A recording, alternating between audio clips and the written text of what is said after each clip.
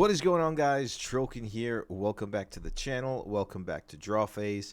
And in today's video, I'm going to go over a quick little tutorial guide on how to play Riftbound using Tabletop Simulator. But before we get into the video, if you haven't already, please subscribe. You automatically enter yourself to win a Proving Grounds box set once we hit 500 subscribers. So, you hit a button, you might win something. So, with that being said, getting straight into the video, I have here it all set up. You're gonna go to Steam, right? Obviously, that's where you can download Tabletop Simulator. You just search Tabletop Simulator. This will pop up. Let me just do it real quick. There you go. It is 1950, but $20 to play, a game that hasn't been out, that's not out yet, is really good. It's not too bad.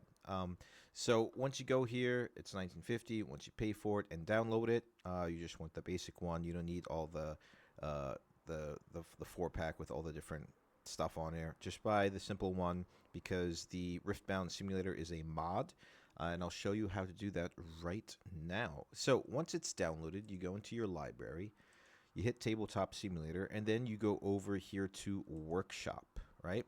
Then in Workshop, you're going to hit Riftbound. And then there's a few options that's going to pop up, right? The one that you want is by Willow. Shout out to Willow. You did an amazing job making this mod. Once you click on it, then you're going to be able to subscribe to the mod, right? And once you subscribe, it'll be uploaded into your simulator. So, with that being said, oh wait, sorry about that. Then you just have to fire up Tabletop Simulator. I already have done everything, so you just have to fire it up, hit play, and when it hits play, it'll be loading. Let me switch over to here. And you got some cool background music. Here we go. Yep, it is loading. It does take a while to load, which is fine. I'm going just to create a single-player game to show you how to set up the game initially. So once you hit single-player or multiplayer, it's going to ask you to what games you want to play. Under Workshop, right, we've already subscribed to the mod for Riftbound, and then you click Riftbound and you hit load. It does take a minute, so don't be afraid if it's like a little, like it looks like a little weird.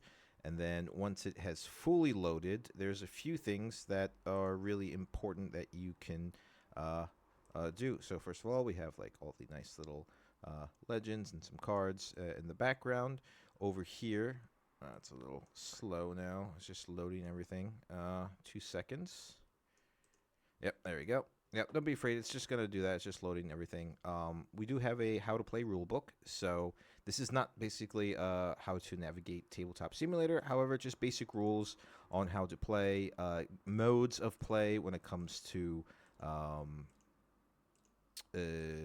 like 1v1, 2v2, free-for-all, skirmishes, which is 3 people just doing a free-for-all. So that's really useful. Few things on the board. So we'll go over, usually you'll be automatically loaded to the white player, right? If you want to change, all you have to do is click on the icon on the top right of your name, right? And you can change team, change color, and when you change color, these little circles will pop up, and then you can click on one, and then it'll change your position to where you want to be. Now, let's go switch back to the other one because I like it better. We'll go over to white. Once you're over here, a few things to notice. Obviously, they have some sample decks here, right? These are the pre-constructed decks that, were from Riftbound, I'm sorry, Riot, what they have done in the past with some gaming conventions, stuff like that. Other than that, you are going to be using Piltover Archive for the most part to upload your own decks or decks that already have been constructed. So if we go over to Piltover Archive, I'm just gonna, it's really easy. I have a video about how to navigate through Piltover Archive. You just look at the decks. I'm just gonna pick one of my decks. What's this? We're going to export. It says copy TTS code. Once you have the TTS code copy, you just Control V and you import the deck. Now the deck is going to load, obviously, and you have everything all nicely organized and set up.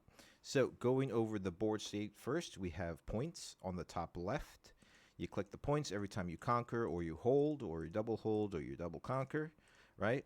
On the bottom here, it's the best of counter. So if you're playing best of 3, you can just kind of mark that as like, oh, hey, I won a game.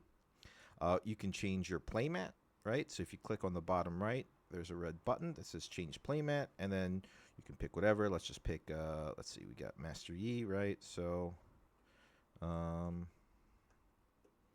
let's see, where is Yi? It doesn't matter, actually. We'll just pick Yasuo. Obviously, zooming left, up and down is your mouse wheel, right? If you right-click and hold, you can navigate through the viewpoints. You just look around. So you got a playmat generated there. So I like to kind of just like sit like this, you know, so I can kind of see what my opponent is doing and everything, what is in my hand and everything. So it'll automatically put your legend in the legend spot. So if you click F, right, F does flip, right, and then you can show your legend. It'll automatically put in a champion unit as well. Sometimes it'll like put some other cards there, but you just have to drag them over to your deck, right? Speaking of deck, the first thing you want to do is, because when it is imported from Piltover Archive, it is an order based off how you constructed the deck, usually from low rune cost to high rune cost. So you can press R to shuffle, or if you right click on a deck, right, all these keybinds will pop up, right, and it'll show there's R for shuffling, cutting. It will go into how many cards you want to cut the deck into, splitting, spreading the cards out, searching your deck for specific cards, and so forth. So you always want to shuffle your main deck. You always want to shuffle your rune deck because they are also in order, like 7 body and whatever, you know, like how many runes you have in there. They're all in order, so you don't want to play like just one color all the time until you get into your other cards. Your battlefields, right, they will also be in order, but you also want to shuffle your battlefield, because what I like to do is that, like, as soon as I have an opponent, you know, I'll pick the top card after it's shuffled, and that'll be my battlefield. To flip cards, first off, you're going to have to go up here where it says rotation degrees and make sure it's at 90. Right? Sometimes it'll start off at 20, but once you fix that setting, it'll always be at 90. Left click to grab cards, move them around. Rotating cards using Q and R, or Q and E, I'm sorry. Q and E, so you can flip them left or right, tap them, and so forth. Then when you put it into the battlefield zone, right, it'll generate a little field, and that'll be the battlefield. We'll just do the other one too. We'll hit flip, right, and it'll generate the battlefield as well. So, a few little side notes on how to navigate the game. We also have dice, right? So you can roll for turn, right? Let's see, what did I got? I got a 2, terrible, probably going second. Anyway, now that we have the game set up, right? We've shuffled our decks, we've revealed our legend, we have our champion unit in our champion spot. What you're gonna do is you have to go over to your deck, right? And whatever number you press is how many cards you draw. So you press 4 initially, right, to draw your first 4 cards during the mulligan phase before the game even starts. So you can look into your hand, and also one thing to note is that, see this little square box thing here? This will not, as soon as the card leaves this area, it is visible to your opponent. But when it's in here, it is not visible. To them, they will be seen as flipped down the whole entire time. So don't be scared that they can just like come over and like see what you have in your hand and kind of counter what you're playing. So let's just say if we wanted to mulligan a card, we would have to flip it over first, right? We put it into the recycle section. This is the main deck. This is the trash in the middle. And this is how to recycle cards, because recycling cards dictates that we have to put the card on the bottom of the deck. Now, there is already a little tool here, right? You just hit recycle. It goes to the bottom of the deck. And obviously, we want to draw one more card. You can either left click, right? And just, oh, that's the whole entire deck. So if you hold left click, you pick up the whole entire deck. But if you just drag, you just real quick with your left click on your mouse button, just take one card, right? Just real quick, drag one, and then you can put into your hand, or you could just press one to draw a card. So once you have initiated your mulligans and then you are ready to go and you've determined who goes first, you can hit ready. So there's a button here that readies everything. It automatically draws you 2 runes, right? If you're going second, obviously you're going to have to pop over another one, right? Which you can just grab and flip, right? So, and then let's just say it's basically from this point on playing in real life, right? You're going to have to do the math yourself. You're going to have to tap your runes. You're going to have to play cards yourself, put them on the battlefield, conquer, move them around, just like you would in real life with if you have proxies or when the game actually comes out. So let's just say, for instance, we want to play this Stalwart Poro, right? So we're going to tap 2 runes, right? And then we're going to play it also tapped at base because that's how the game works, right? And then there's nothing we can do from this point, and then we play the game.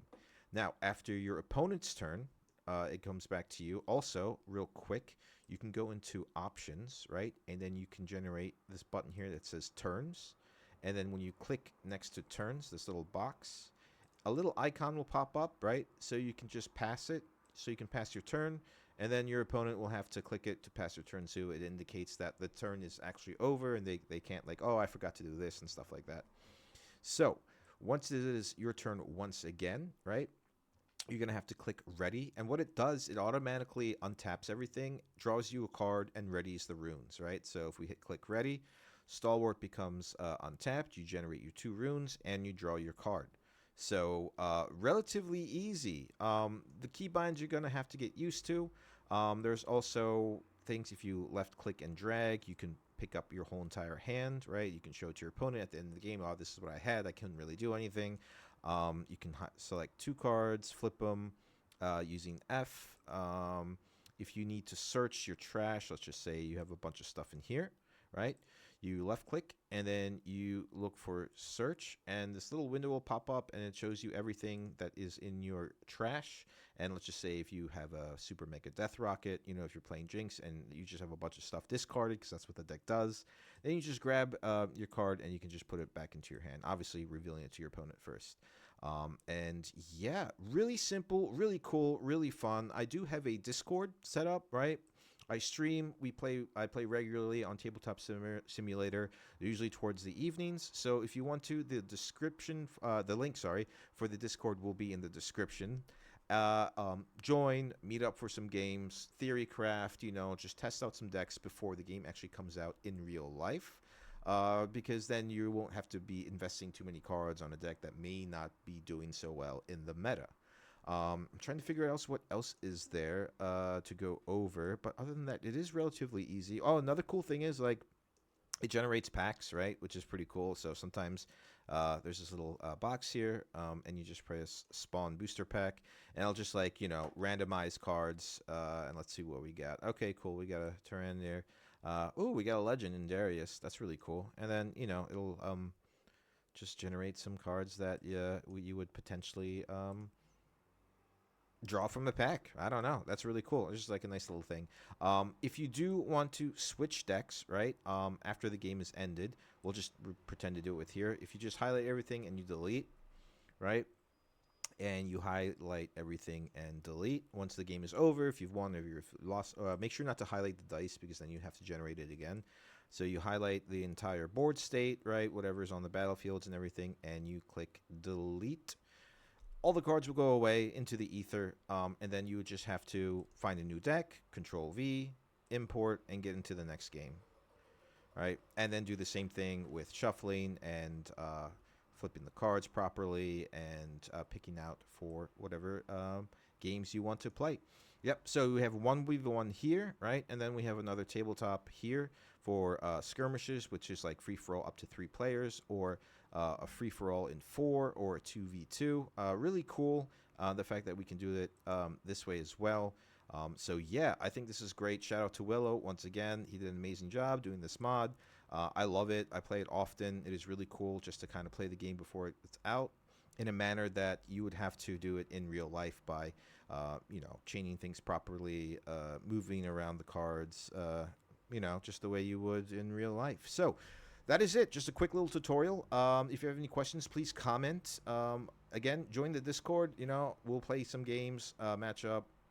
We'll do some things.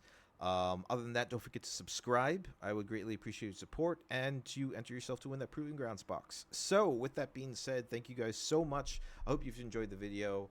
I hope you all have a wonderful day, and I'll see you in the next one. Peace!